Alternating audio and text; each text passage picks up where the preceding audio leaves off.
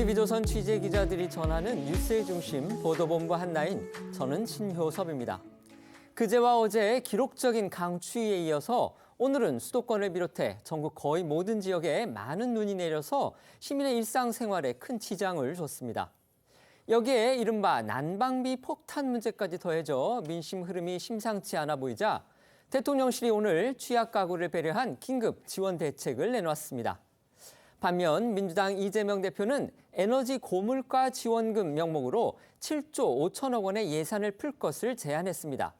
그러면서 재원 확보를 위해 에너지 가격 인상으로 많은 수익을 거둔 관련 기업들에게 이른바 횡재세 개념의 부담금을 매기자 이렇게 주장을 해서 여당의 또 공격을 받았습니다. 연일 이어지고 있는 한파 관련 특보, 그리고 연초 최대 정치 쟁점으로 급부상한 난방비 폭탄 대책 논쟁이 오늘의 첫 번째 주제입니다.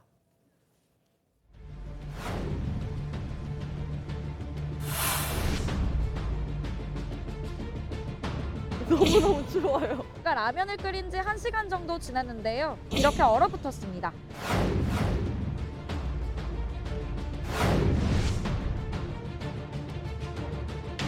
길이 미끄럽네요. 걸어 다니는데 조심해야 될 것 같아요.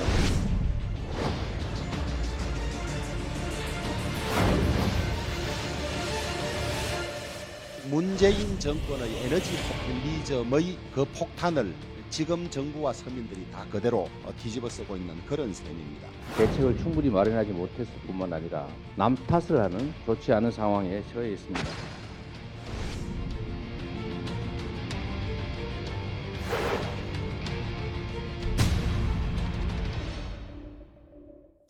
연초 난방비 폭탄 문제로 민심이 들끓고 있다. 이런 보도들이 지금 쏟아지고 있습니다. 정치권도 이 문제 때문에 시끄러운데요.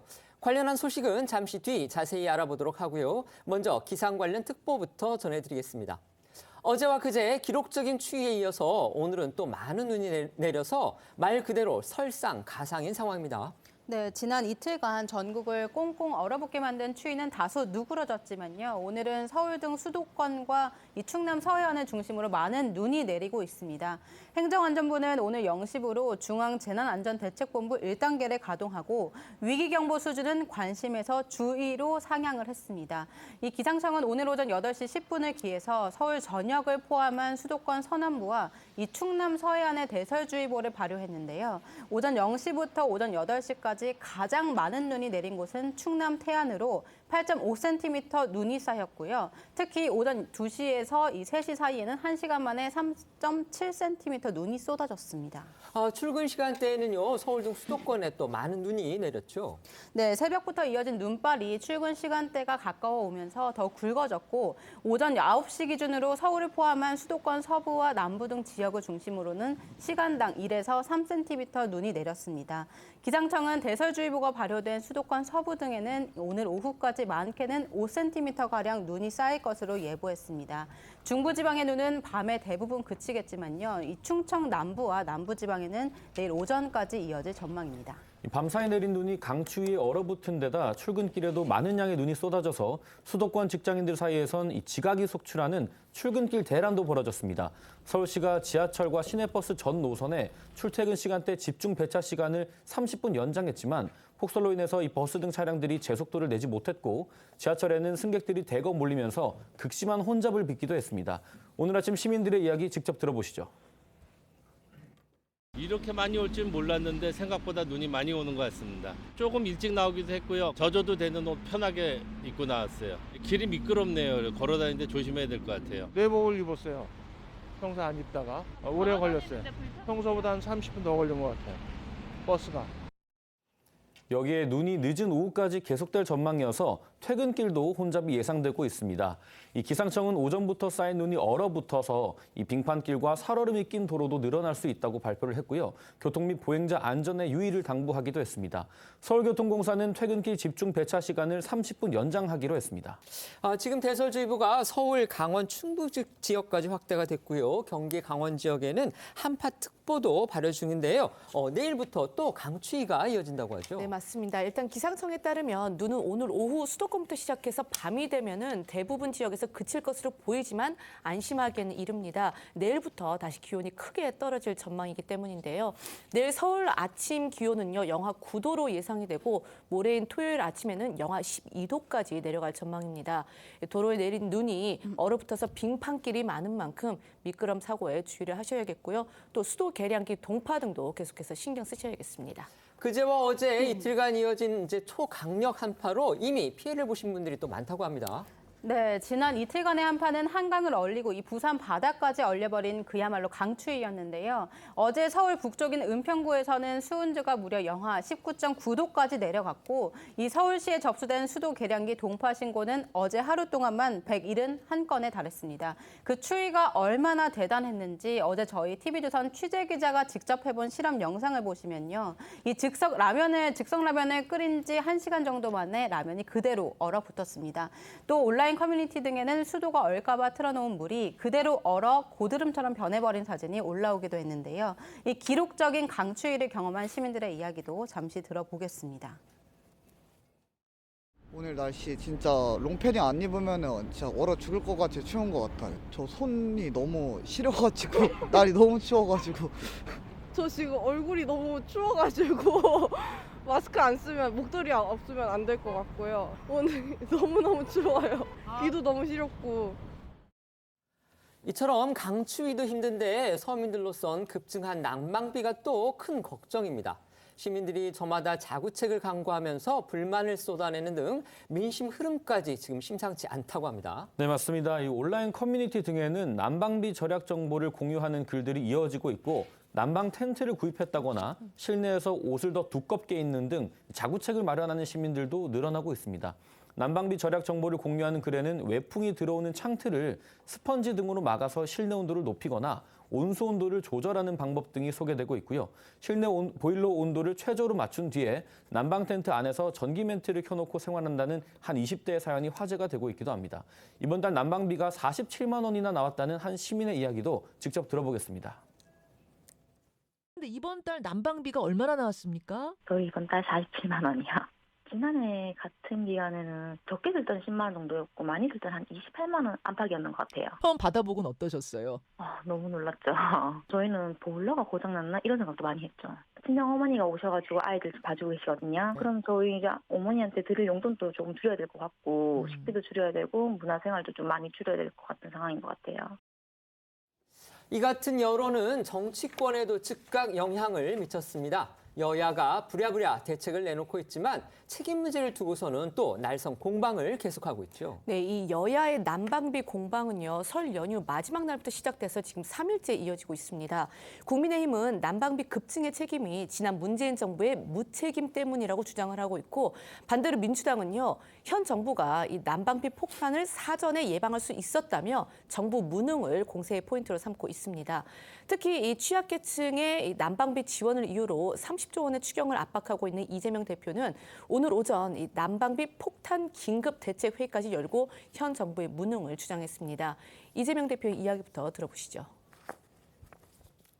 사실 전쟁이나 또는 경제 상황 때문에 이런 상황이 발생할 수 있다는 것은 대체적으로 예상된 일이었는데 우리 현 정부에서 이에 대한 대책을 충분히 마련하지 못했을 뿐만 아니라 오히려 현재 생긴 문제들을 스스로의 책임이 아니라 남 탓을 하는 좋지 않은 상황에 처해 있습니다. 과거를 따져서 문제에 대한 책임을 부과하는 것도 중요하지만 지금은 미래를 향해서 어떤 대책을 강구할 것인가가 더 중요한 문제입니다. 약 7.5조 원 정도의 에너지 고물가 지원금을 지급하는 것으로 기존의 핀셋 물가 지원금이라는 5조 원을 좀 바꿔서 제안을 드리려고 합니다. 이재명 대표 오늘 당 소속 지방자치단체장들까지 불러서 저렇게 직접 긴급대책 회의를 주재한 건데요. 에너지 고물가 지원금 명목으로 이제 7조 5천억 원의 예산을 풀자 그리고 재원이 부족하면 에너지 관련 기업들로부터 특별 세금성 부담금을 걷는 이른바 횡재세를 도입하자 이렇게 다시 또 주장을 했습니다. 네, 횡재세는 일정 기준 이상의 이익을 얻은 법인 등 초과분에 추가로 징수하는 소득세로요. 그간 민주당이 꾸준히 제안을 해왔는데요. 오늘 이 대표가 에너지 취약계층 지원과 관련된 재원 마련 방법으로 다시 횡재세 도입을 거론한 겁니다. 이 대표는 재원 확보를 위해서 이 에너지 관련 기업들이 과도한 불로소득 또 과도한 영업이익을 취한 것에 대해서 이 전 세계에서 시행하는 것처럼 횡재세 개념의 부담금을 부과하는 것도 검토해야 한다. 이렇게 말했고요. 이어 김상환 민주당 정책위의장은 작년 고유가 과정에서 정유 4사가 막대한 수익을 올렸는데 그에 대한 고통 분담이 없는 상황이라면서 이 석유사업법 18조에 따르면 국제 유가 등락 과정에서 수익이 발생하면 산업통상자원부 장관이 부과금을 걷어서 에너지 취약계층에 쓸 수 있는 법이 있지만 시행하지 않고 있다. 이렇게 지적을 했습니다. 하지만 국민의힘은 횡재세에 대해서는 또 강하게 반대하고 있습니다. 네, 이 대표와 민주당이 횡재세 도입을 다시 거론하자 국민의힘에서는 대장동 횡재부터 토해내라는 말이 나왔습니다. 양금희 수석 대변인이 논평을 통해서 민주당이 민생 난방비 등 갖은 명분을 내세우면서 또다시 대책 없는 돈풀기를 들고 나왔다며 이 대표를 겨냥했습니다. 양 수석 대변인은 이어서 재원으로 횡재세를 운운하지만 그 방법도 시기도 누가 봐도 의심스러울 뿐이라고 덧붙였고요. 정진석 국민의힘 비상대책위원장 역시 오늘 자신의 SNS를 통해서 누가 횡재세 하는데 대장동서 횡재한 것부터 토해내는 게 순서라는 글을 올렸습니다. 여기에 오늘 오전 국민의힘 회의에서는 난방비 폭등이 문재인 정부의 가스비 인상 방치와 탈원전 에너지 정책 추진에 따른 것이라는 비판도 이어졌습니다. 조호영 원내대표와 양금희 수석 대변인의 목소리 직접 들어보겠습니다. 민주당은 새해 벽두부터 추경을 주장하기 전에 문재인 정부의 여당으로서 책임 있는 반성과 사과가 먼저여야 합니다. 지난 정권의 잘못된 에너지 정책의 후폭풍이 쓰나미처럼 덮쳐온 결과인 것입니다. 민주당이 민생, 난방비 등 가전 명분을 내세우며 또다시 대책 없는 돈풀기를 들고 나왔습니다. 방탕용 포퓰리즘 비판이 억울하다면 이재명 대표는 대장동 횡재부터 토해내십시오. 결국 문재인 정권의 에너지 포퓰리즘의 그 폭탄을 지금 정부와 서민들이 다 그대로 뒤집어 쓰고 있는 그런 셈입니다. 민주당이 이 난방비 폭등을 두고 지금 정부를 비난하는 것은 눈 가리고 아웅하기이고 무책임과 뻔뻔함의 극치입니다. 아까 이재명 대표가 이제 세계적으로 횡재세를 도입하고 있다 이렇게 얘기를 했는데요. 저희가 이제 자료를 찾아보니까 유럽연합 EU 집행위원회가 이제 지난해 그런 결정을 내렸습니다. 그래서 이른바 횡재세를 이제 지난해하고 올해 발생한 그런 에너지 관련 이익에 대해서 부과를 하겠다 이렇게 얘기를 했고, 영국도 마찬가지로 올해 1월부터 그 기업 법인세 관련 기업 법인세율을 25%에서 35%로 한시 인상한다 이런 거. 그다음에 이탈리아도 비슷한 그런 정책을 취한 건 맞습니다. 하지만 우리나라가 그것을 도입하느냐의 문제는 이제 또 다른 차원에서 논의가 이루어져야 되겠죠. 난방비로 들끓고 있는 민심을 달래기 위해서 먼저 지금 대통령실이 나섰습니다. 오늘 오전에 경제수석이 직접 난방비 지원 및 절감 대책을 발표했는데요. 이것을 이제 정치적으로 해석하면 결국 민주당이 요구하는, 그러니까 이재명 대표가 오늘도 밝힌 그 추경 제한, 추경 편성 주장, 그것을 일축한 것으로 그렇게 볼 수가 있겠습니다. 먼저 내용부터 설명해 드릴게요. 오늘 오전 그 최상목 경제수석이 브리핑을 통해서 난방비 대책을 발표를 했는데, 이 취약계층인 117만 6천 가구에 대해서 올겨울 한시적으로 에너지 바우처 지원 금액을 기존 15만 2천 원에서 30만 4천 원으로 2배 인상하는 방안이 골자입니다. 그리고 이와 별도로 사회적 배려 대상자인 160만 가구에 대한 가스비 할인 폭도 기존보다 2배 늘린다는 내용입니다. 사실 대통령실이 주무부처의 대책 발표에 앞서서 이렇게 긴급 브리핑을 열어서 직접 대책을 설명한 데에는 난방비 폭등에 대한 민심이 심상치 않다는 판단이 깔린 것으로 보입니다. 다만 최 수석은 이 가스요금 급등은 대외 여건 악화에 따른 국제적 현상으로 한국은 상대적으로 낮은 수준이라는 점을 강조를 했고, 또 이 난방비 급등 배경과 관련해서는 지난 몇 년간 인상 요인이 있었음에도 요금 인상을 억제했다며 전임 문재인 정부의 대응이 미흡했다는 비판적 시각도 드러냈습니다. 최 수석의 브리핑 내용 들어보시죠.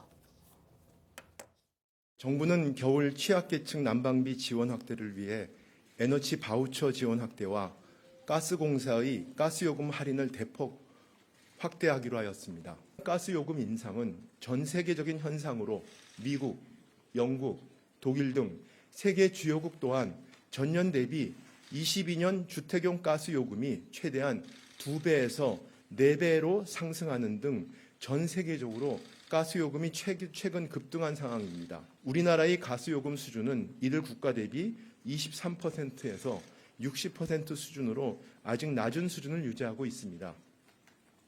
이와 같은 어려운 대외 여건에서 에너지 가격 현실화가 불가피한 측면이 있습니다. 하지만 정부는 이 과정에서 국민들의 부담이 최소화될 수 있도록 정책적 노력을 최대한 기울여 나가겠습니다. 국민의힘의 고심도 깊어 보입니다. 이 오늘 한 라디오에 출연한 주호영 원내대표는요, 이 난방비 폭탄을 그냥 두고 볼 수는 없다면서 이 국민 부담을 줄이기 위해 에너지 바우처 지급 대상 범위를 확대하는 방안을 검토 중이라고 밝혔는데요. 국민의힘은 조만간 기획재정부와 산업통상자원부 등 이 관련 부처와 당정 협의를 열어서 지원 방안을 확정할 예정입니다. 급증한 난방비 문제가 정치권의 지금 최대 민생 현안으로 급부상했습니다.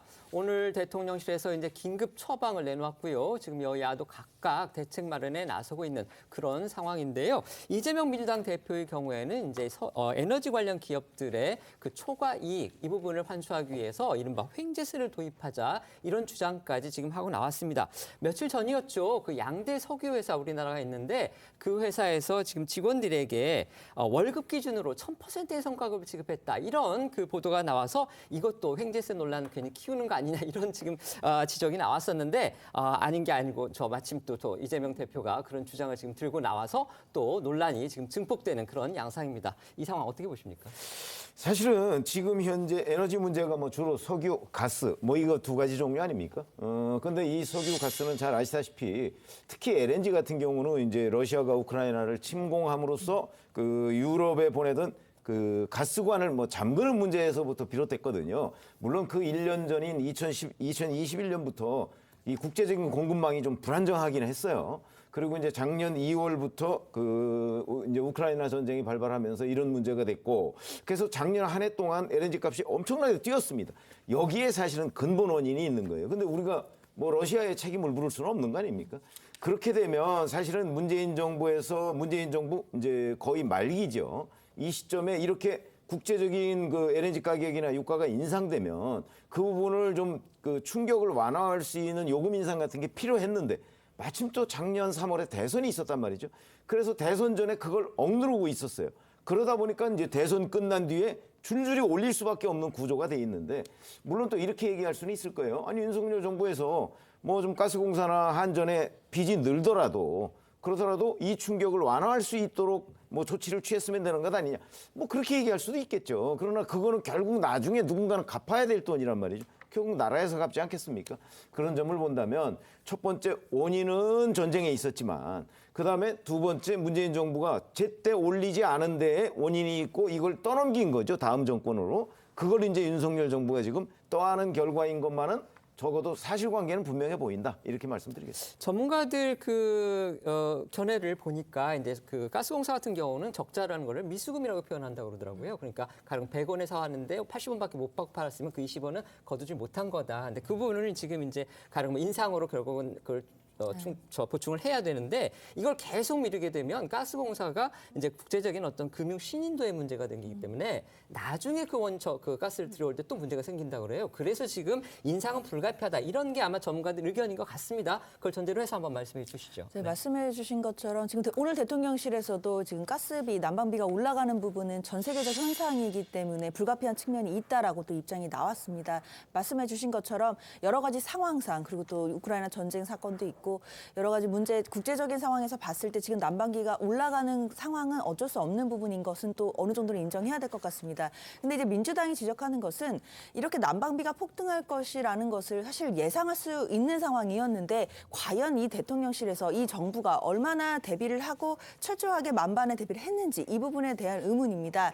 물론 이 난방비가 지금 폭등한 것에 대한 원인을 두고는 여야 간에 지금 또 다시 정쟁의 소재로 지금 소비되고 있는 것 같아서 그 부분은 참 안타까운 지점이긴 한데요. 원인을 가지고 대통령실에서는 전 정부 탓을 하고 있지만 이런 부분, 즉 이 난방비가 왜 올라가는지의 원인에 대한 부분을 별도라고 하더라도 대책을 세우는 거에 만큼은 여야가 따로 없이 지금 이 서민들의 난방비 부담을 어떻게 해결해 줘야 될지를 고민해야 되는 분명한 시점입니다. 근데 오늘 대통령실에서 나온 어떤 방책이나 대책이라고 할 법한 것은 취약계층에 대해서 바우처 지원을 좀 더 확대하는 부분인데요. 이 대상도 좀 넓혀야 된다는 지적도 분명히 있을 것 같고 더 나아가서는 이재명 대표가 지금 제안한 것 같은 에너지 고물가 지원금이라는 게 있거든요. 물론 이제 7.5조니까 7조 5천억이니까 굉장히 규모가 크다고 또 여권에서는 볼 수 있기 때문에 그 부분은 얼마든지 또 협상의 여지가 있는 거 아니겠습니까? 일단 지금은 원인이 누구냐, 전 정부 탓이냐, 지금 현재 정부의 탓이냐 이런 걸 따지기보다는 지금 난방비 고지서를 보고 한숨 쉬고 있을 서민들 생각해서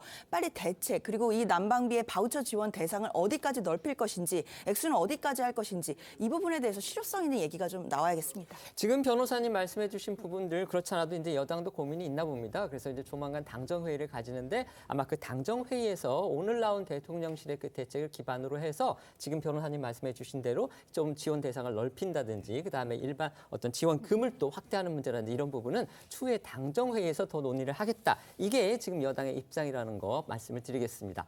지금부터는 대통령실과 국민의힘의 상황 짚어보겠습니다.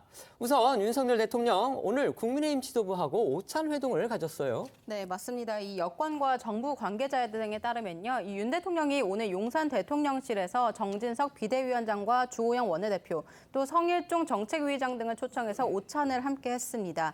윤 대통령과 당 지도부의 공식적인 식사 자리는 지난해 11월 25일 한남동 관저 만찬 이후 2달 만의 일인데요.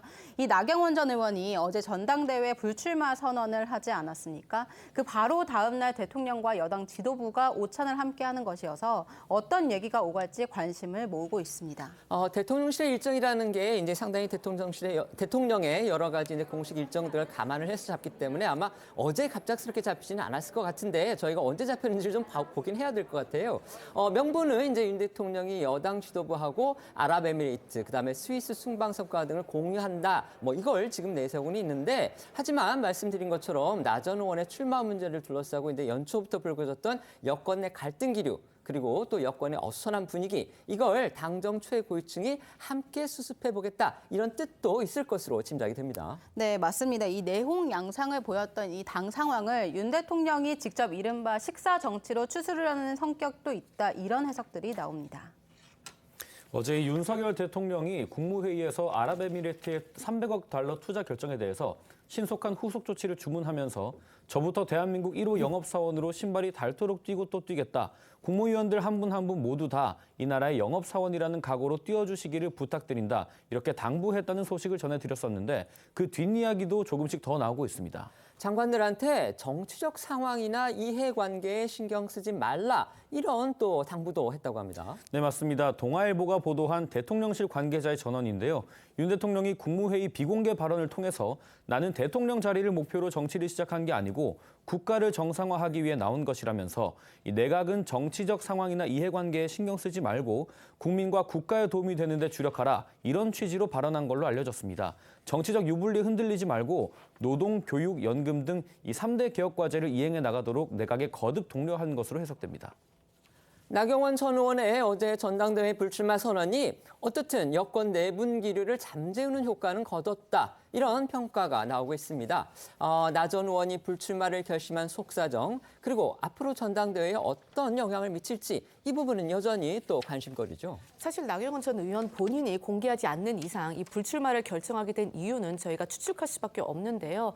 이 나 전 의원 주변에서는요. 어제 오늘 흘러나온 그런 이야기들을 종합을 해보면 대통령과의 관계 그리고 친윤계의 압박이 역시 가장 크게 작용했을 거라는 의견이 많습니다.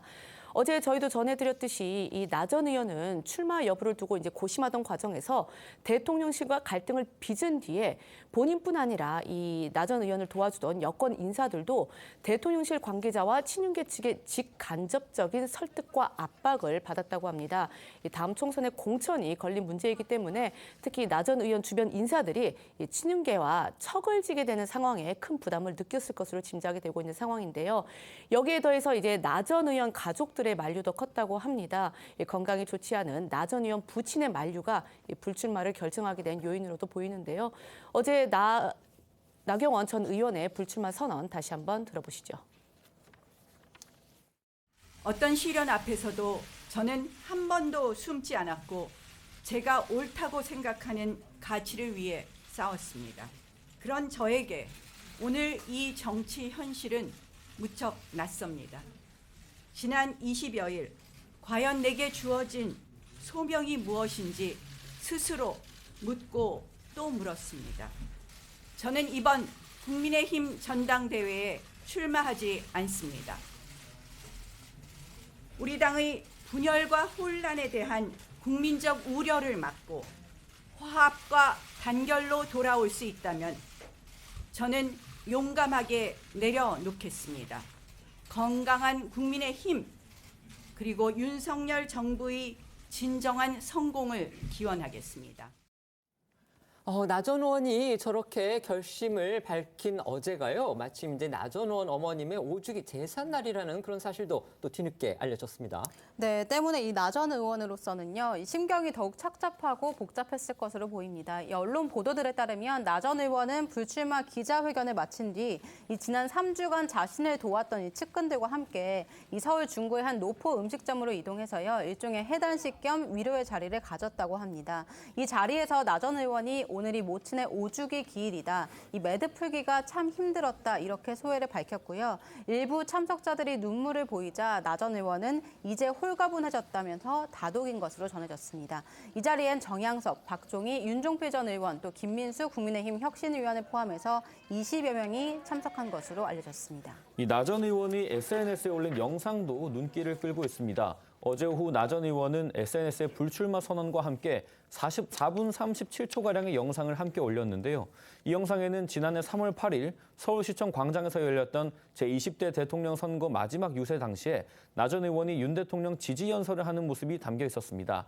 당시 나 전 의원은 빨간 잠바를 입고 주먹을 불끈 쥐면서 윤 후보를 지지해달라고 호소를 했었는데 이 내용 잠깐 보고 오겠습니다.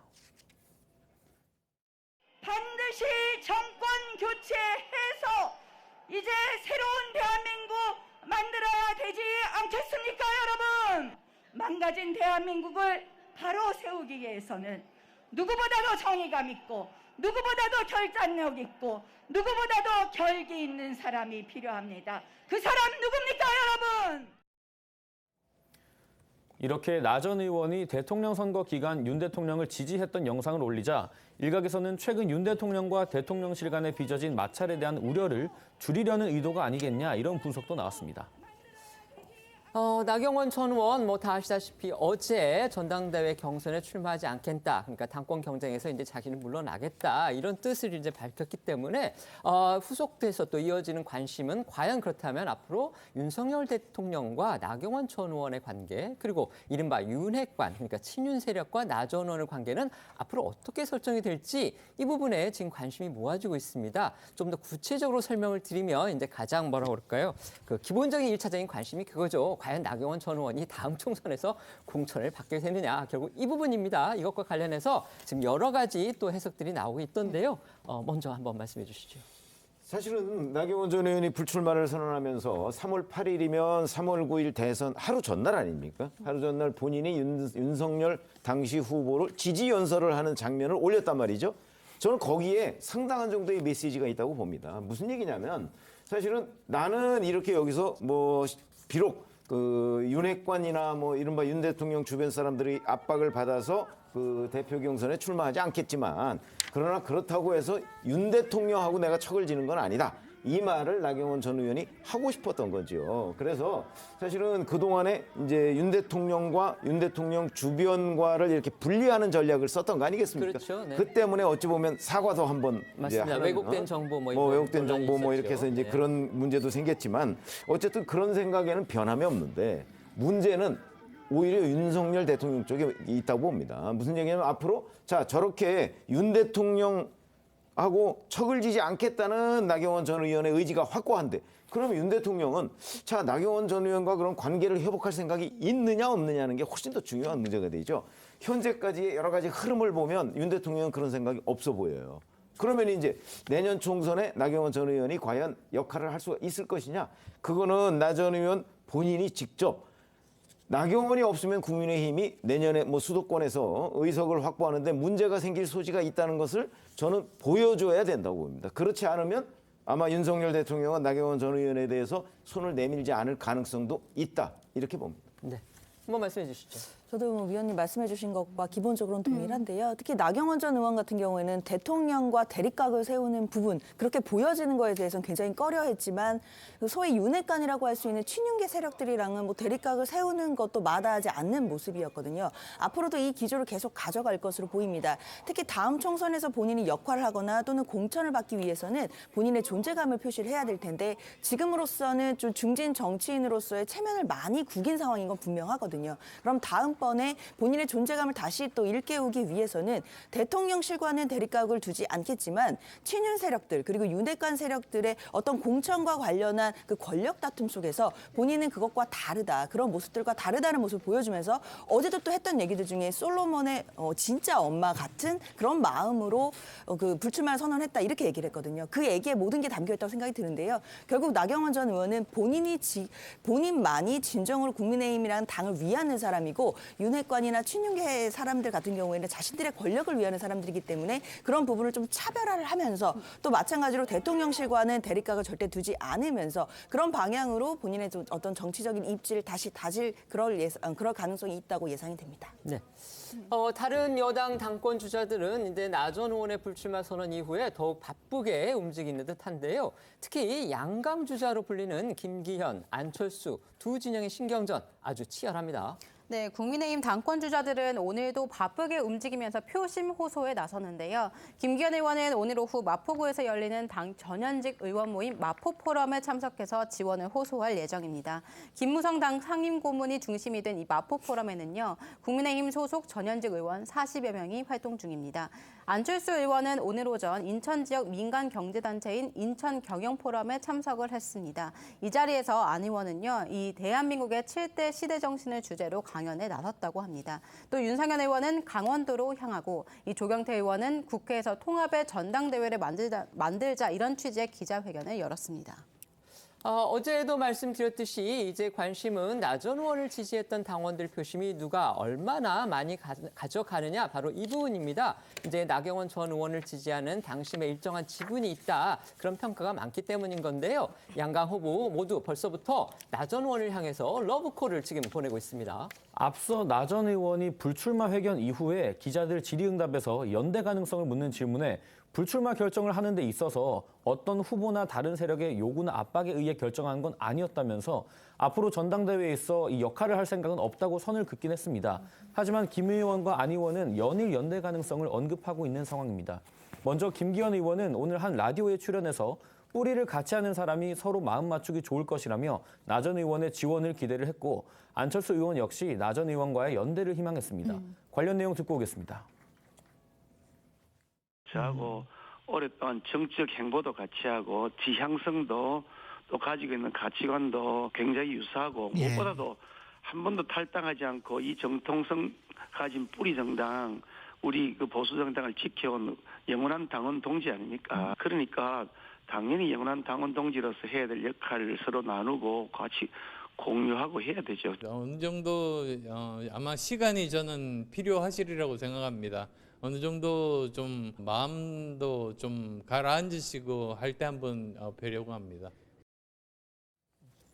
이 나 전 의원 퇴장을 계기로 김기현 의원과 안철수 의원의 신경전은 더욱 날카로워지는 분위기입니다. 어제 저희도 전해드렸었죠. 김 의원, 안 의원 지금 서로를 향해서 철새 정치인이다, 그다음에 진흙탕이다 이렇게 아주 날선 발언들을 지금 쏟아냈습니다. 네, 그 분위기가 어제에 이어서 오늘 또 이어진 건데요. 말씀하신 것처럼 김기현 의원이 안 의원을 향해서 철새 정치를 한다며 비판을 했는데 이에 맞서서 안 의원은 오늘 인천 경영 포럼 이 강연을 마친 뒤 기자들과 만나서 그렇다면 윤 대통령과 함께 단일화를 해서 정권 교체를 한 것도 잘못이었다는 말씀이냐, 옳지 않은 그런 말씀이다 이렇게 반박을 했습니다. 두 사람은 이 다음 총선 공천 문제를 두고도 대립을 했는데요. 안철수 의원은 어제 오후 조선일보 유튜브 정치펀치에 출연을 해서 김기현 의원을 겨냥을 했습니다. 공천에 대한 공포 정치를 하고 있는 게 김기현 후보라고 직격을 했고요. 여기에 대해서 김기현 의원은 적반하장이다라고 주장을 했는데요. 각각 목소리 들어보시죠. 그냥 한번 총선에서 이겼다고 해가지고 자동으로 되는 건 아니다. 아마도 저 대선 출마 경험이 없으셔가지고 그런 말 하시는 거 아닌가. 지금 현재 그 김 후보 주변에 이렇게 모여 있는 의원들이 있습니다. 지금 사실은 당 내에서 공천에 대한 공포 정치를 하고 있는 게 김 후보입니다. 그래서 여기에 같이 포함되지 않으면 너 나중에 공천할 때 굉장히 힘들어질 거야. 이런 것들이 알게 모르게 작용을 하기 때문에 제가 이게 분위기가 굉장히 좋지가 않습니다. 그야말로 적반하장 아닌가 싶은데 누가 공포 정치를 하는지 모르겠습니다만 안철수 의원 같은 경우는 사실 다음 대선을 나가겠다고 막 공개적으로 사실 행보하고 계시잖아요. 그런데 대선에 나가시겠다는 분들은 대체로 보면 공천 과정에서 사천을 하거나 낙하산 공천을 하거나 하는 사례들이 많이 왔는데 그 부분에 대해서 어떻게 할지에 대한 본인의 입장이 전혀 밝혀진 게 없는 것으로 제가 알고 있습니다. 오히려 그런 두려움들이 더 많다고 저는 인식하고 있습니다. 나경원 전 의원이 이제 국민의힘의 당대표 경선에서 빠지니까요. 지금 두 양강 주자로 저희가 이제 흔히 분류를 하죠. 바로 김기현, 그다음에 안철수 의원 측이 아주 날선 공방을 지금 이제 상당히 강하게 지금 펴고 있습니다. 그중에서도 특히 다음 총선의 공천 문제를 가지고서 두 사람이 서로를 향해서 지금 공격을 하는데 논리는 이겁니다. 안철수 의원 같은 경우는 이제 당의 주류인 친윤계 지원을 받고 있는 김기현 의원을 향해서 다음 총선에서 공천받고 싶으면 우리 쪽으로 줄 서라. 이른바 이제 공천 공포 정치를 하고 있다. 이렇게 지금 공격을 합니다. 그러니까 김기현 의원은 또 이렇게 얘기를 합니다. 안철수 의원이 이제 다음 대권에 힘이 있다는 거, 생각이 있다는 거를 거론을 하면서 흔히 대선에 나가는 사람들이 이 당권까지 잡으면 다음 공천에서 사천, 그러니까 사사로운 공천을 하거나 아니면 낙하산 공천을 해서 그런 두려움들을 지금 많은 사람들이 가지고 있다. 이렇게 지금 반박을 하고 있습니다. 이 논리 대결 어떤 게 더 타당할까요? 어떻게 보십니까? 저희가 뭐 기자를 해가면서 두 장면을 사실은 다 봤어요. 그렇죠? 이제 대통령을 팔아서 사실은 대통령 앞에 뭐 일렬로 줄 세우는 듯한 공천. 그래서 왜 무슨 학살 공천 뭐 이렇게 언론에 표현되는 거 많이 봤잖아요. 2008년에. 친박론란도 다 그래서 나온 2008년에 거죠. 그런 거 많이 봤고요. 그다음에 2012년에 그 반격으로 또 뭐 친박이 친위 세력들을 또 뭐 학살했다 이런 얘기도 저희가 다 많이 봐왔고요. 공천 때마다 늘 그런 일들이 있었습니다. 2016년 마찬가지죠. 뭐 유승민 전 대표 뭐 공천 안 주기 위해서 벌였던 여러 가지의 또 뭐 진박 감별사 얘기까지 다 있었고요. 뭐 그렇긴 한데 그런 점에서 본다면 양쪽의 상대방을 향한 공격이 다 일리도 있고 과거 선례도 있는 거예요. 그러면 이제 일반 평의원들이 일반 국회의원들이 자 내가 어차피 다음 공천을 받아야 되겠는데 그러려면 이번에 누구를 지지하는 것이 좋은가 이런 생각을 하게 될 것이고 당원들은 그게 아니고 내년 총선에 어떤 사람이 대표가 됐을 때 내년 총선에 더 많은 의석을 확보할 것인가 뭐 그걸 판단하지 않겠습니까? 그러니까 지금 양쪽이 이제 서로 날선 공방을 벌이고는 있지만 궁극적인 판단은 국회의원들 당원들의 몫이다 이렇게 생각합니다. 네, 말씀해 주시죠. 일단 안철수 의원이나 뭐 김기현 의원이나 두 분 다 서로가 이제 공포 정치를 할 것이다. 특히 이제 공천과 관련해서는 학살할지도 모른다. 뭐 이런 취지로 날선 공방을 벌이고 있는 건데요.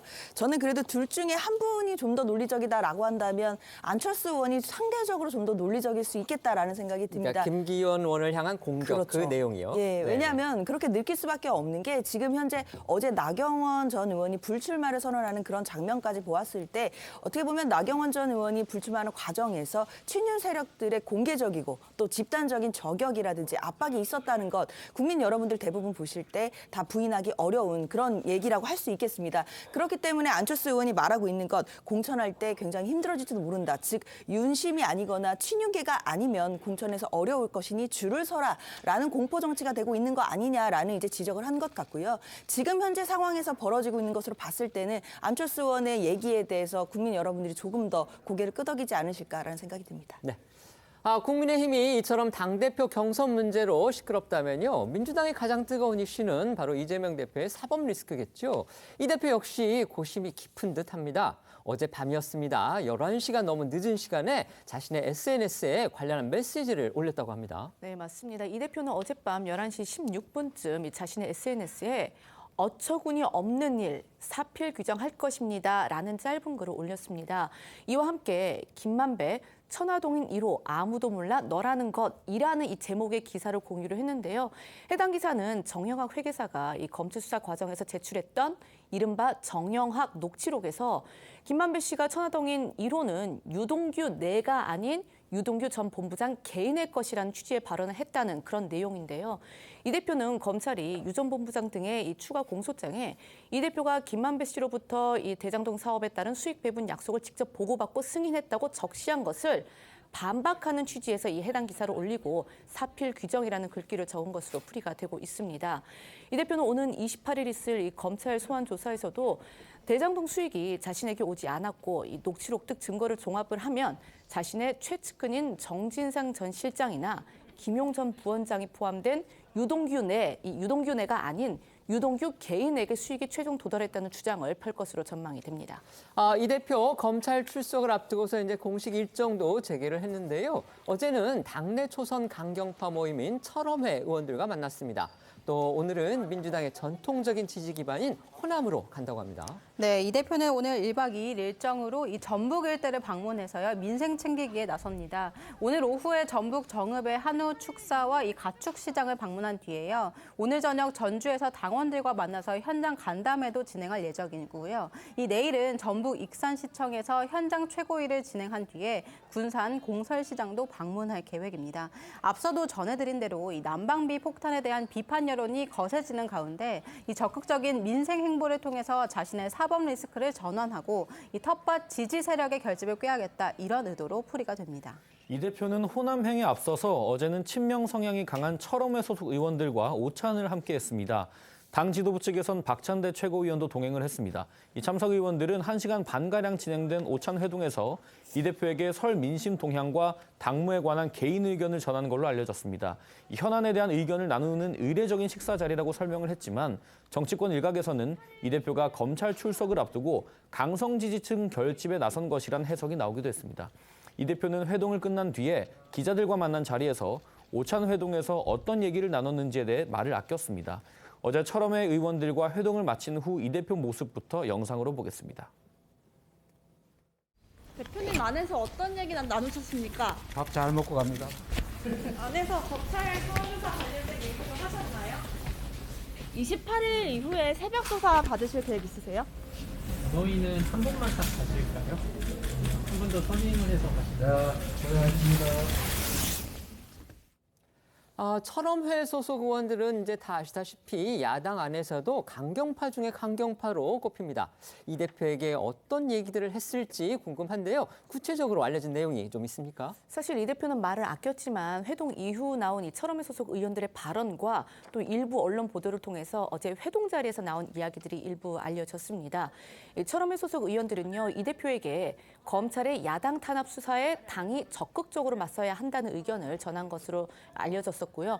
또 이들은 이 대표에게 검찰 수사 방어는 잘하고 있다, 결정적인 물증은 없어 보인다는 취지의 이야기도 건넨 것으로 알려졌습니다.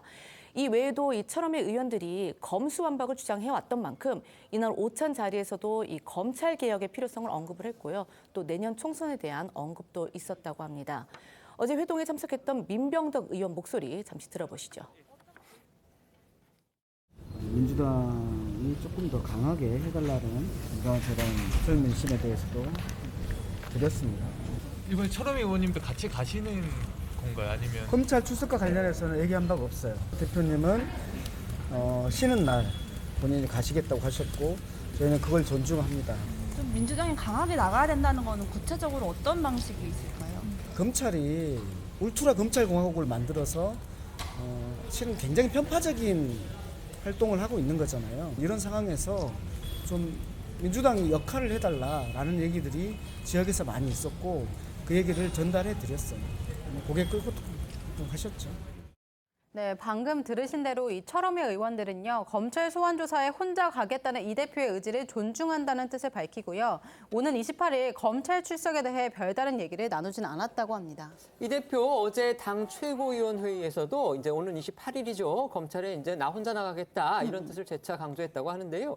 다만 민주당은요, 자발적으로 오겠다는 사람을 막을 수는 없다. 또 이런 입장이라고 합니다. 네, 이모경 민주당 대변인에 따르면 이 대표가 어제 비공개 최고위 최고위에서 오는 28일 이 검찰 출석에 변호인만 대동하겠다 이런 의지를 확고하게 전했다곤 합니다. 다만 임 대변인은요, 이 자발적으로 참석하겠다는 의원들의 출석 동행도 못하게 막겠냐 이런 의미냐는 기자들의 질문에 막을 수는 없지 않겠냐 이렇게 답을 했고요. 또 이 당 의원들에게 문자 공지를 통해서 출석 현장에 오지 않았으면 한다고 전할 계획이 있냐 이런 질문에도 문자까지는 보내지 않는다 이렇게 답을 했습니다. 임 대변인 목소리 들어보겠습니다.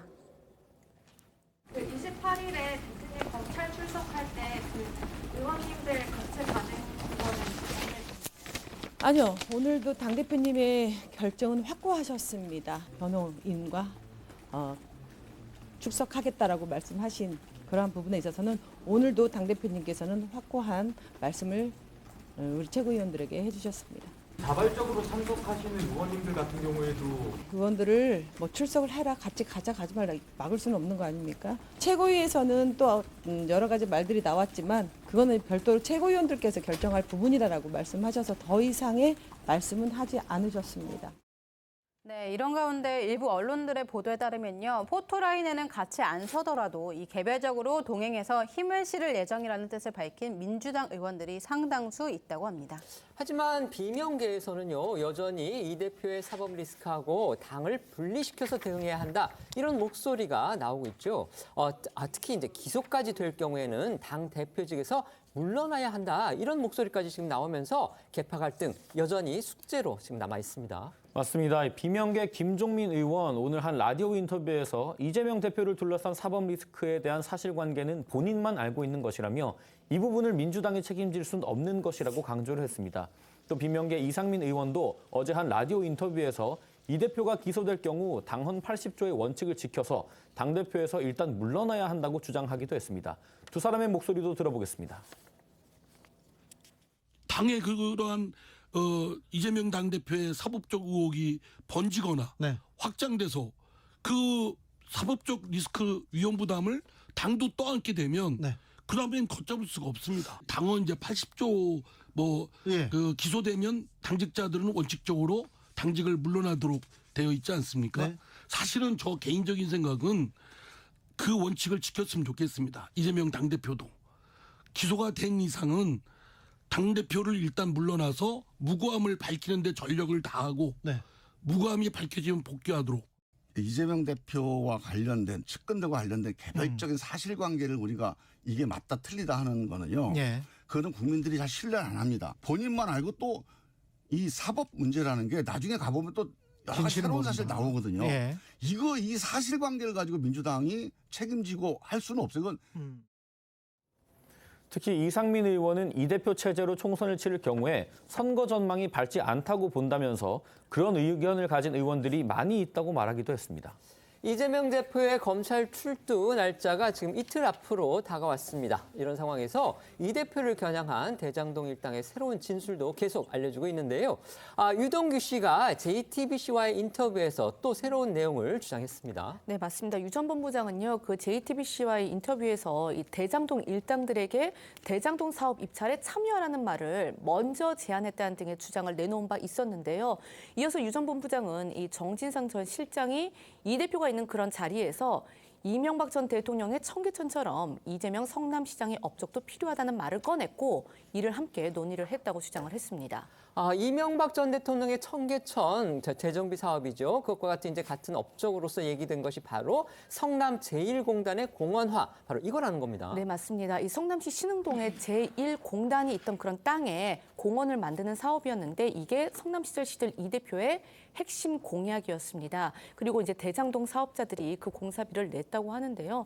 유 전 본부장은 정 전 실장이 이 대표가 있는 자리에서 이 이명박의 청계천을 빗대서 이 공원 사업을 강조를 하면서 대장동 주민들에게 보상을 더해주는 것보다 공원을 만드는 것이 중요하다고 말을 했고 이 대표도 그 자리에서 동의를 했다고 주장을 했습니다.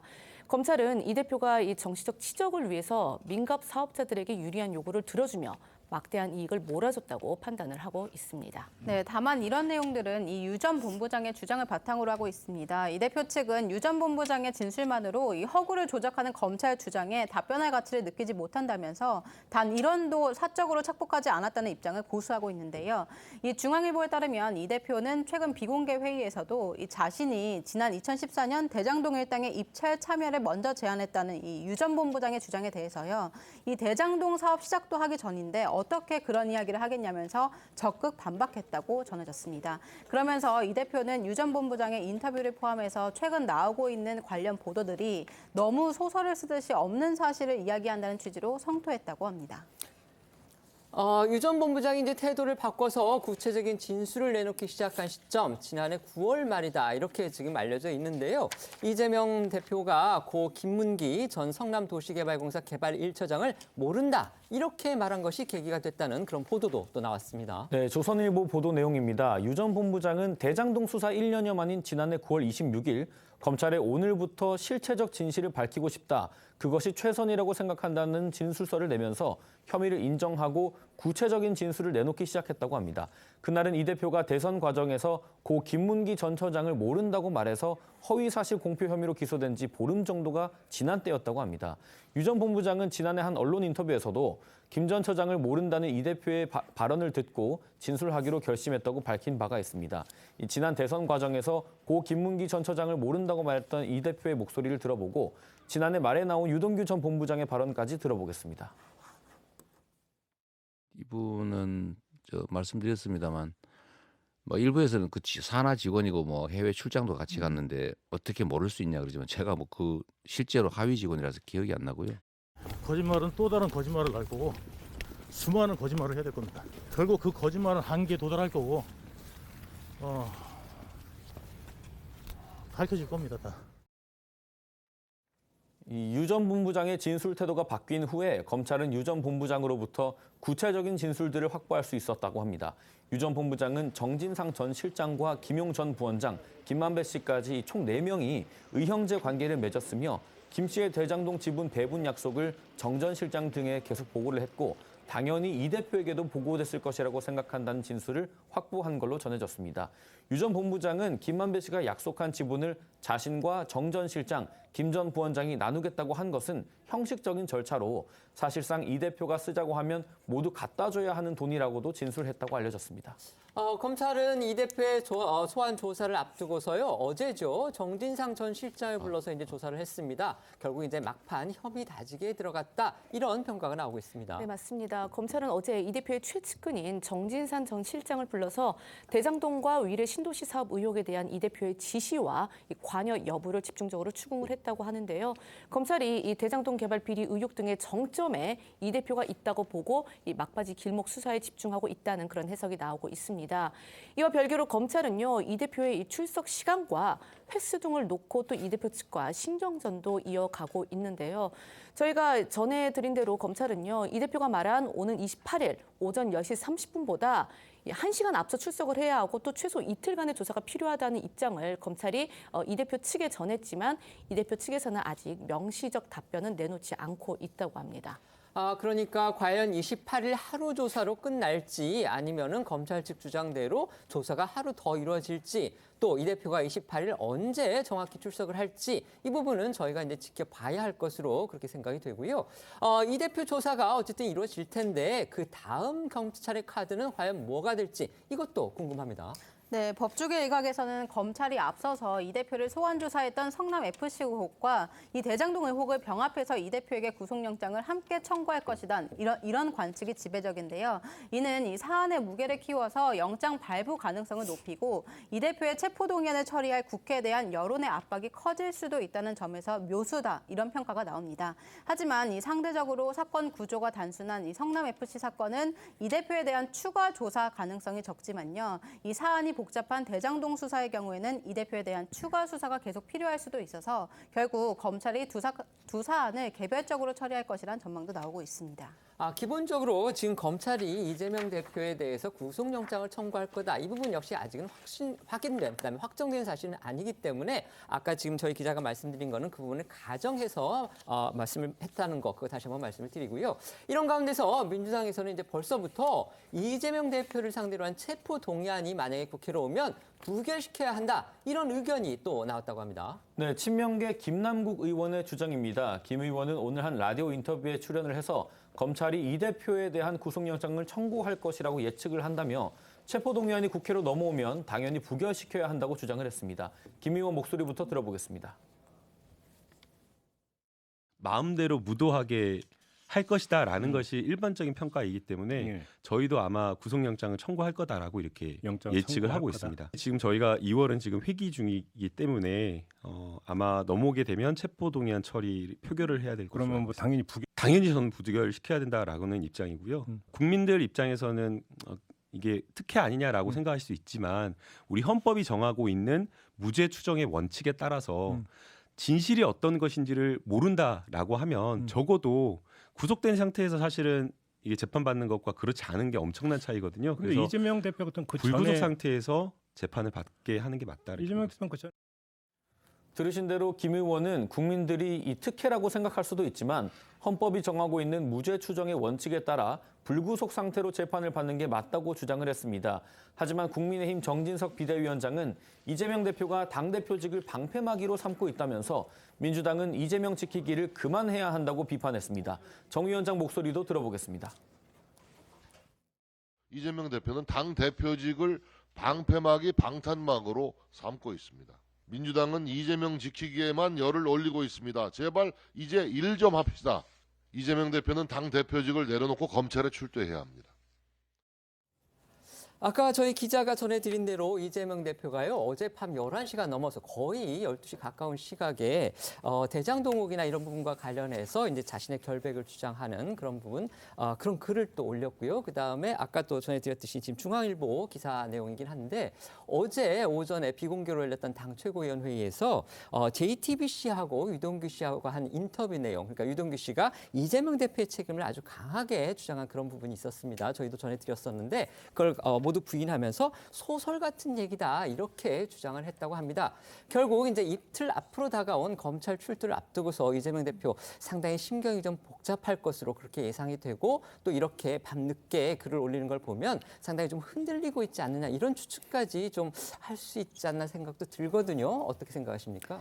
일단 소환 조사가 일정이 내일 모레로 예정돼 있습니다. 토요일 오전쯤일 것으로 생각이 드는데요. 아무래도 이재명 대표도 지금 그 관련돼서 소환 조사에 어떻게 응할지 나름대로 준비를 하고 있을 것으로 보이고 검찰 또한 야당 당대표를 소환해서 또 조사를 하는 것이기 때문에 철저하게 준비를 하고 있다 이제 이런 보도들이 나오고 있습니다. 그런 과정에서 이재명 대표는 지금 소환 요청에 응하기도 전에 언론 기사에서 관련된 유동규 씨의 어떤 진술들이 쏟아져 나오는 중이기 때문에 그 부분에 대해서 또 여론적으로 대응해야 될 분은 대응해야겠다라고 판단을 한 것으로 보입니다. 특히 이제 어젯밤에 늦게 올린 그 페이스북의 글 같은 경우에는 정영학 녹취록 중에 이른바 그 노래방에서 했다는 그 대장동 일당들의 이제 녹취 부분인데요. 천화동인 1호의 주인, 그러니까 그 지분의 반을 과연 누구 것이냐, 뭐 이거와 관련해서 유동규와 유동규 측근 것이 아니라 유동규 개인의 것이었다라고 볼 수 있는 그런 녹취들이 취지가 녹음돼 있는 내용들이 있었거든요. 이재명 대표로서는 그런 부분들을 지적하면서 유동규 전 본부장이 그 지분에 대해서 유동규 본인의 개인 것이 아니라 이재명 대표와 그 측근들의 것이었다라는 취지로 지금 진술을 바꾼 것에 대해서 문제를 삼는 것으로 보이고 특히 이제 유동규 전 본부장의 진술이 바뀌고 나서 그 진술을 기반으로 대장동 일당들의 어떤 수사들이 이루어지고 있다는 점을 또 애둘러 비판하는 것으로 보이는데요. 이재명 대표 입장으로서는 그 소환 조사에 응하더라도 과연 그 대장동 일당, 특히 이제 유동규 전 본부장이나 남욱 변호사 같은 사람들의 어떤 진술 말고 어떤 객관적인 물증이 있다는 것인지 이제 그 부분을 검찰에게 좀 보여달라 뭐 이런 취지로 봐야 될 것 같습니다. 네. 지금부터는 오늘 하루 놓치면 안 되는 핫한 뉴스를 모아 전해드리는 어쩌다 이런 일이 코너로 이어가겠습니다.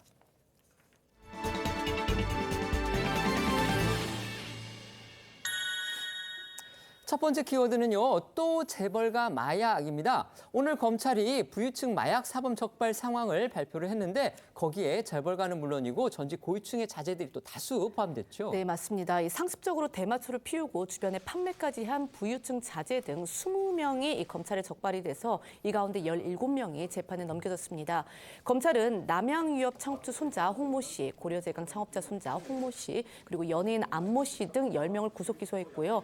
또 효성그룹 창업주 손자 조모 씨와 전직 경찰청장 아들 김모 씨 등 7명은 불구속 기소, 그리고 이 나머지 3명은 해외 도피로 지명 수배 중입니다. 이들 대부분은 이 자신들만의 공급책을 두고 수년간 은밀히 대마초를 유통, 흡연한 것으로 확인이 됐는데 이 중에 미국 국적의 가수 안모 씨의 경우는요, 이 대마를 실제 재배한 혐의까지 받고 있습니다. 정말 잊을만 하면 터지는 유력가 자제들의 마약 사건인데요. 이번에는 그 규모도 상당히 큽니다. 어떻게 이들을 한꺼번에 적발할 수 있었을지 그 부분도 궁금하군요. 네, 이번 사건은요, 지난해 9월에 경찰이 대마 재배 등의 혐의로 알선체 김모 씨를 구속 송치한 사건을 이 검찰이 보완 수사를 하면서 전모가 드러났다고 합니다. 이 검찰은 김 씨 주거지를 압수수색하면서 직접 수사에 착수해서 이 김 씨의 메시지, 또 송금 내역, 우편물 등을 추적한 끝에 이 대마를 유통하거나 흡연한 연루자들을 밝혀냈다고 합니다. 이들에게서 대마를 산 3명은요, 이 검찰 수사망이 좁혀오자 자수를 했다고 합니다. 검찰이 이들이 이제 마약 실태도 밝혔는데요. 생각보다 중독성이 아주 심각한 것으로 또 그렇게 확인이 됐죠. 네, 맞습니다. 검찰은 해외 유학 중에 대마를 접한 부유층 자제들이 귀국 후에도 이를 끊지 못하다가 자신들만의 은밀한 공급선을 만들어서 상습적으로 대마를 유통하고 흡연한 걸로 보고 있습니다. 이번에 적발된 일부는 어린 자녀와 함께 사는 집안에서 대마를 재배하는 과감함을 보이기도 했고 임신한 아내와 함께 태교 여행을 하다가 대마를 흡연하는 등 중독성과 의존성이 심각한 상태였다고 검찰은 설명했습니다. 그간 한동훈 법무부 장관은 마약이 생각보다 우리 생활에 깊숙이 침투해왔음을 경고해왔는데요. 먼저 연초 마약 수사에 대해 언급한 한동훈 장관의 이야기 들어보겠습니다. 최근에는 피자 한 판 가격으로 마약을 살 수 있고 인터넷을 통해서 구하기도 쉬워졌습니다. 마약 범죄 양상이 매우 우려할 만한 상황입니다. 하루빨리 마약 청정국의 지위를 되찾읍시다. 여러 번 강조했다시피 지금부터라도 전쟁하듯이 막으면 충분히 막을 수 있습니다. 꼭 해냅시다. 이렇게 한동훈 장관을 필두로 그간 검찰이 마약 수사에 강한 의지를 보여온 만큼 이번 부유층 마약 적발을 계기로 사회 저변에 침투해 있는 마약에 대한 수사는 더 확대될 걸로 보입니다. 두 번째 키워드는요, 칠곡 할매의 마지막 수업입니다. 이른바 칠곡 할매 글꼴로 유명한 그 할머니들 얘기군요. 네, 맞습니다. 그 대통령 신년 연하장에 사용된 바로 그 글씨체, 이 칠곡 할매 글꼴의 주인공들이죠. 늦가기 공부로 한글을 익힌 이 경북 칠곡의 4명의 할머니가요, 교복에 학사모까지 쓰고 특별한 시간을 가졌다고 합니다. 먼저 영상으로 보시죠. 차려! 선생님께 경례!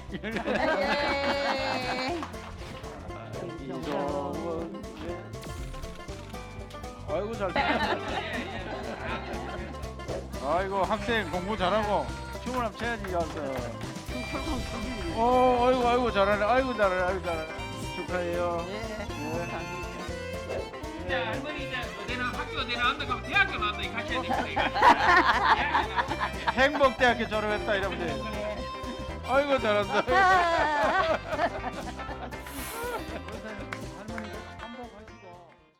할머니들이 좋아하는 모습을 보니까 저희들도 정말 웃음이 절로 나오는 그런 광경인데요. 그런데 또 교실 풍경이 약간 70년대로 시간여행을 떠난 듯한 또 그런 모습이네요. 네, 할머니들을 위해서요. 특별히 1970년대 교실을 재현했고요. 이 할머니들도 10대 시절 입지 못한 교복을 곱게 차려입은 모습이었습니다. 옛날 모습을 간직한 책, 걸상도 마련이 됐고요. 또 이 천장에 태극기와 교훈까지 내걸려서요. 마치 그때 그 시절 교실을 그대로 옮겨온 듯했습니다. 이날 수업은 건강 과 개인 사정으로 더는 이 한글 수업에 참석할 수 없는 할머니들을 위한 마지막 수업이었는데요. 할머니들은 경북도민 행복대학 이름으로 명예 졸업장을 받고 학사모를 썼습니다. 또 수업 말미에는 받아쓰기 시험도 치렀는데요. 시험을 만점을 통과한 할머니들은 이 상장을 받고 영상에서 보신 것처럼 덩실덩실 춤을 추기도 했습니다. 할머니들한테 아주 특별한 추억을 만들어 드린 것 같습니다. 네, 그렇습니다. 수업을 마친 할머니들은 사실 부모님을 일찍 여의거나 이 동생 뒷바라지 등 여러 가지 이유로 학교에 가지 못했는데요. 이제 그동안 마음에 억눌려 있던 한을 조금이나마 푼 것 같다고 감사의 마음을 전했습니다. 한 할머니는 몰랐던 것도 많이 배우고 사람들도 만나고 또 교복도 입고 모든 게 너무 좋았다면서 지금 자신이 새라면 훨훨 날고 싶은 심정이라고 이 기쁜 마음을 표현하기도 했습니다. 지금 보시면 이제 이철우 경북지사가 학사모를 입고서 아까 이제 상장도 주고 이런 모습 저희가 볼 수 있었는데요. 그 이철우 경북지사가 그날 이제 일일 선생님으로 나섰다고 합니다. 이 지사 원래 수학 선생님 출신이라고 또 알려져 있습니다. 네, 맞습니다. 이철우 지사는 1978년부터 1985년까지 수학교사로 재직했던 경험이 있습니다. 이 지사는 경상북도가 운영하는 경북도민행복대학 총장으로 할머니들에게 졸업장을 수여하기 위해 40년 만에 교편을 다시 잡았다고 합니다. 이번 행사를 마치면서 수업 시간 내내 돌아가신 어머님의 모습이 떠올라 먹먹했다고 소감을 전하기도 했습니다. 세 번째 키워드입니다. 송혜교, 유재석도 제쳤다. 이거 어떤 프로그램인가요? 네, 원조 트롯 오디션의 이 품격을 보여주고 있는 프로그램이죠. 이 미스터 트롯 2가 한국인이 좋아하는 TV 프로그램으로 떠올랐습니다. 한국갤럽에서 1월 한국인이 좋아하는 방송 프로그램으로 조사를 했는데 이 송혜교 씨가 출연한 드라마와 국민 MC 유재석 씨가 출연하는 이 토크 프로그램을 제치고요. 1위를 석권한 겁니다. 실제로 시청률에서도 압도적인 1위를 달리고 있는 상태죠. 미스터 트롯은 지난해 12월 22일 방송된 1회부터 전국 20.2% 시청률을 기록했고 지난주에는 21.3%로 자체 최고 시청률을 보이기도 했습니다. 이전 미스터 트롯 1이 방송될 때도 이제 한국인에게 가장 사랑받는 프로그램으로 뽑히기도 했었는데요. 그만큼 이제 세대를 불문하고 트롯에 대한 전 국민의 관심이 높다. 이런 의미로 볼 수도 있겠죠. 네, 맞습니다. 이렇게 시청자들의 많은 사랑이 집중되고 있는 만큼 오늘 밤 방송에 대한 기대감도 커지고 있는데요. 지난주부터 1대1 데스 매치가 본격적으로 시작되지 않았습니까? 그러면서 이제 더욱 치열한 경합이 펼쳐질 전망인데요. 특히 오늘 방송에서는 놓쳐서는 안 될 빅매치가 기다리고 있습니다. 주인공은 바로 이 마스터 예심에서 진을 차지했던 박지현 씨 그리고 팀 미션에서 진을 차지한 진욱 씨인데요. 이번 데스매치는 진과 진의 대결로 정말 벌써부터 미리 보는 결승전이라고 불리고 있습니다. 두 사람의 역량이 빛났던 지난 무대 잠시 보시죠. 자신 났다고 미역국듯이 애미 생각나지도 않더냐 무엇을 주워 먹고 그 몫을 신보냐 숫덩이 같은 인생아 1 더하기 1을 우리를 다 열어 그리 가르쳤건만 구구단 밤에 배웠더냐 못난 놈 것이구나 절시구나 일편단심 사랑일세 이리 봐도 저리 봐도 밭이 고울까요 하늘에서 주신 천사 하루하루 꿈 같구나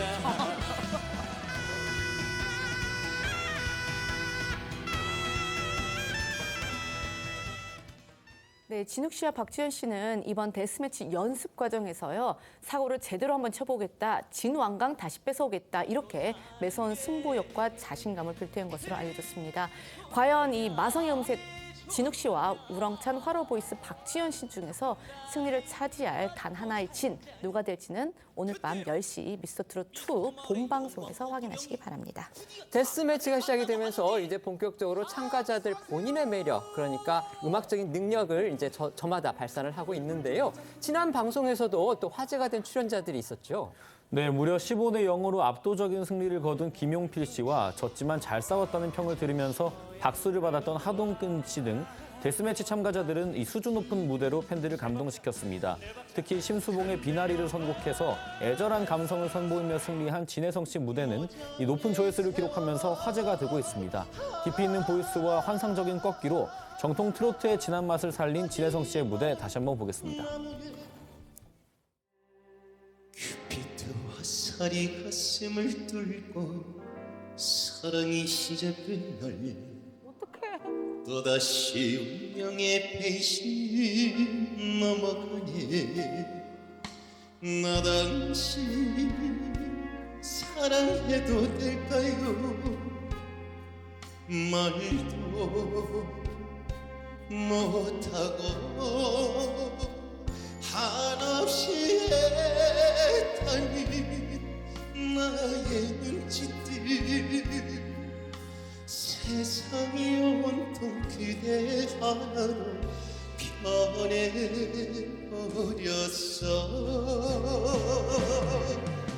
하늘이여, 이 사람 다시 또 눈물이면 안 돼요.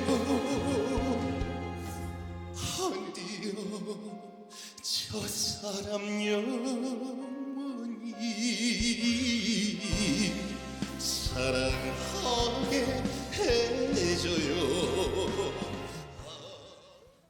네, 미스터트로트 온라인 응원 투표가 누적 560만 표를 돌파한 것으로 알려졌습니다. 이 참가자들의 팬덤이 총출동하면서 온라인 응원전의 열기가 후끈 달아오르고 있는데요. 온라인 응원 투표의 득표수가 이 결선에서 최종 왕자의 주인공을 가리는데 중요한 지표가 될 예정인 만큼 오늘 방송에서는 누가 온라인 팬심을 차지할지에도 관심이 집중되고 있습니다.